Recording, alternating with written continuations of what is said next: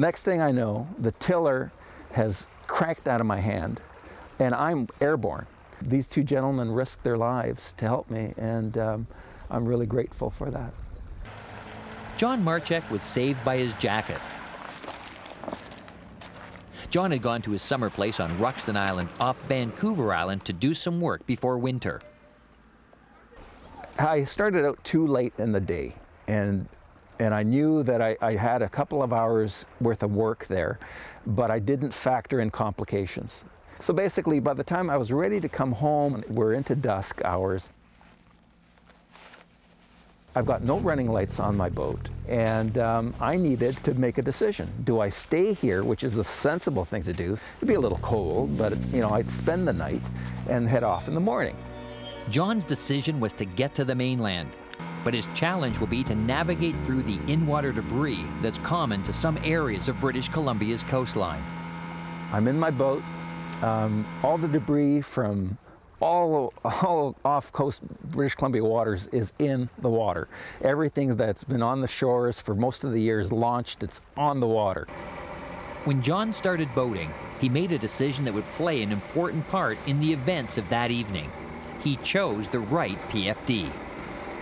I wanted something that would give me maximum protection for the conditions that I was in. So I bought a Mustang bomber-style jacket. They're very comfortable. They're warm. They have Velcro sleeves that you can tighten down. I knew when I bought it, I'd wear it. Now it's dark because I've just spent the last half an hour picking my way through all this debris. I figured I had to move. There's no going back, so I opened up my boat and I'm really moving.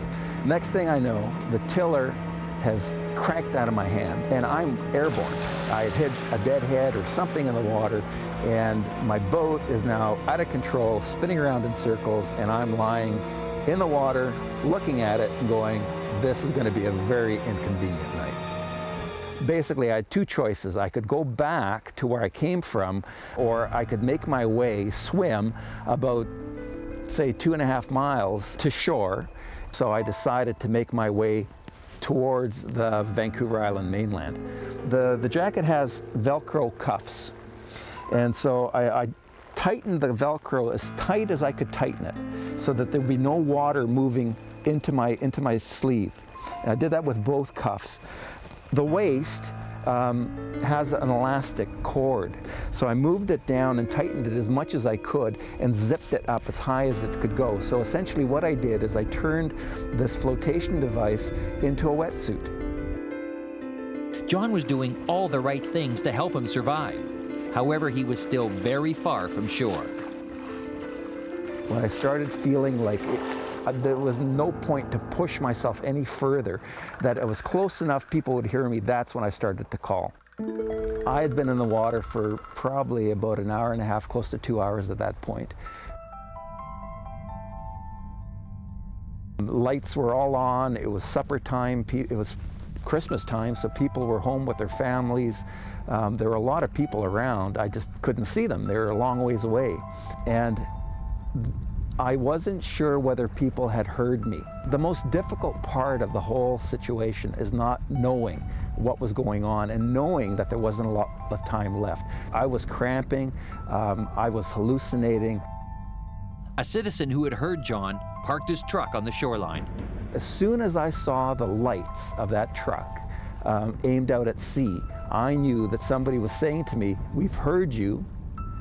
You can't hear us, but we've heard you, and hang in there.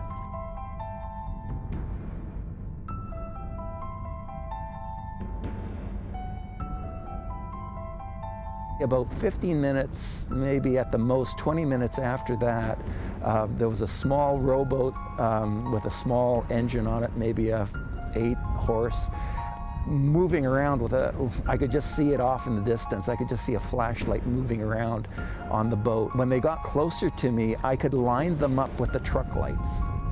I could say to them, the truck behind you, some 10 o'clock or 5 o'clock from those truck lights. And they just kept moving around until eventually they were on a straight track to me. And at that time, I knew I was okay. There were so many people involved with this rescue. Auxiliary Coast Guard out of Nanaimo was involved, all the families that made the calls that were concerned about another human being in a perilous situation from their point of view. I made the choice to buy something that was fairly expensive at the time, but to spend that money really meant nothing in the end, because without it, I wouldn't be talking to you here today.